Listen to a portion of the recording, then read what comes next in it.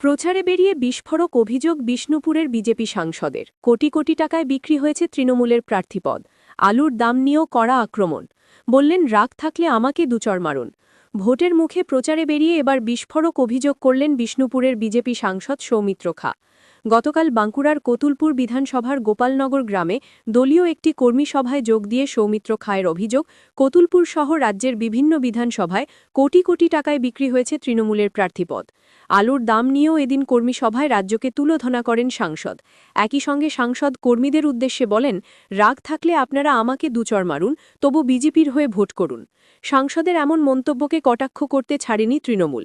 বিষ্ণুপুরের বিজেপি সাংসদ সৌমিত্র খায়ের বিভিন্ন সময় করা মন্তব্যকে ঘিরে বিতর্কের ঝড় উঠেছে রাজ্য জুড়ে। এবার বিধানসভা নির্বাচনের মুখেও সেই একই ঘটনার পুনরাবৃত্তি ঘটল।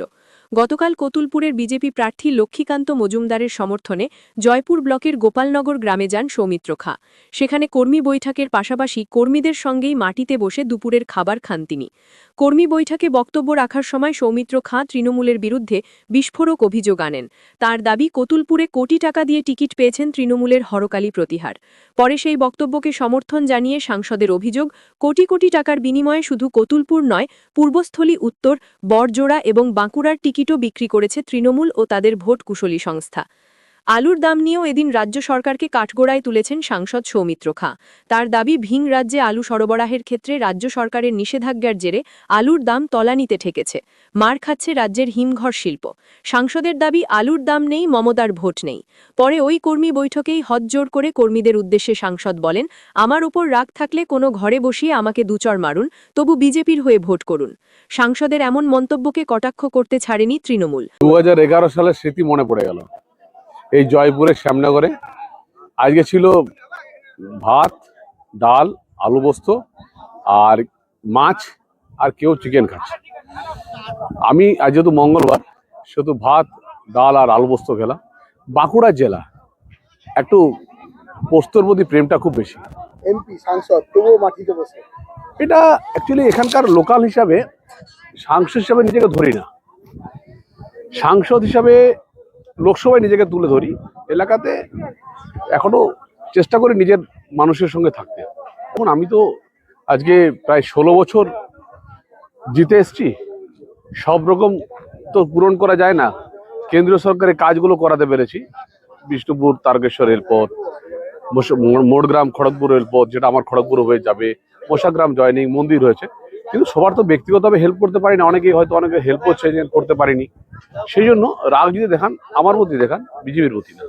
চাষিদের আলুর দাম নেই, তৃণমূলের ভোট নেই। কেন চাষিদের আলুটাকে বাইরে বিক্রি করতে দিচ্ছে না? আজকে আমরা বারবার আবেদন করেছি, আশা করি ইলেকশন কমিশনে যেহেতু চলছে, আলুটা বাইরে বিক্রি হবে এবার। কিন্তু রাজ্য সরকার কেন আমাদের 3 বছর ধরে আলু চাষিদেরকে আলু বাইরে বিক্রি করতে দিল না? কোল্ড স্টোরেজগুলো লস হয়ে গেছে, কোল্ড স্টোরেজ মালিকগুলো শেষ হয়ে গেছে। তৃণমূলের কর্মীরা আমাকে ফোন করে বললো যে, দাদা আমরা টিকিট পেলাম না শহীদ পরিবার থেকে। আর কেউ মহিলাও বলছে যে আমরা টিকিট পেলাম না এই কারণে, কারণ আমাদের কাছে 1 কোটি টাকার উপরে ছিল না। উনি টাকা দিয়ে টিকিট নিলেন, আইপ্যাককে টাকা দিয়ে টিকিট নিলেন, এটা উনি বলেছেন। লোকে আমাকে ফোন করে বলছে। বাস্তব সত্যি দেখুন, পূর্বস্থলী উত্তরের প্রার্থী তিনিও বলেছেন টাকা দিতে পারেনি, তার টিকিট পাননি। আপনারা দেখুন বড়জোড়ায় আমি অলোকদাকে অলোকদাকে তো জিজ্ঞেস করিনি, কিন্তু ওর ছেলেদেরকে জিজ্ঞেস করলাম কি ব্যাপার, অলোকদা টিকিট পেলেন না। কিন্তু ওখানে 5 কোটি টাকায় নাকি ওই বড়জোড়া বিধানসভার টিকিটটা বিক্রি হয়েছে।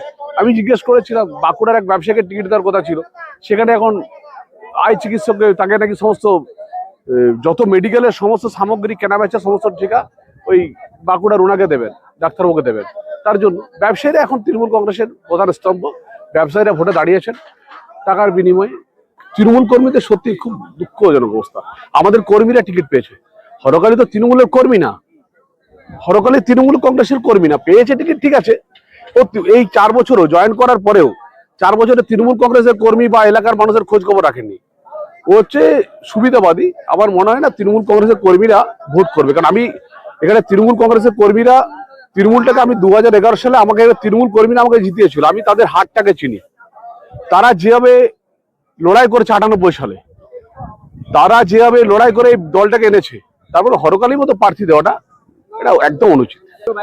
কে কি বলছে আমার তো আর ওই উত্তর দিলে চলবে না। মানুষ জানে যে মমতা বন্দ্যোপাধ্যায় 100টারও বেশি প্রকল্প দিয়ে পশ্চিমবাংলার মানুষকে সেবা করে চলেছে। আর বিজেপির কাজ হচ্ছে 100 দিনের কাজকে প্রতিশ্রুতি দিয়েও বন্ধ করে দিচ্ছে, পশ্চিমবাংলার মানুষকে পেটে লাথি মারছে, সর্বদিক থেকে পশ্চিমবাংলার মানুষকে বঞ্চিত করছে কেন্দ্র সরকার। কে কি বলছে আমার দেখার দরকার নেই, মানুষ সব সময় তৃণমূলের দিকে আছে। ওকে প্রথমত প্রশ্ন করবেন, উনি যখন তৃণমূলে ছিলেন ওনার প্রশ্নের উত্তরটা ওনার কাছেই আছে। এটুকু মাথায় রাখবেন যে তৃণমূলে কোনো পয়সা দিয়ে টিকিট হয় না।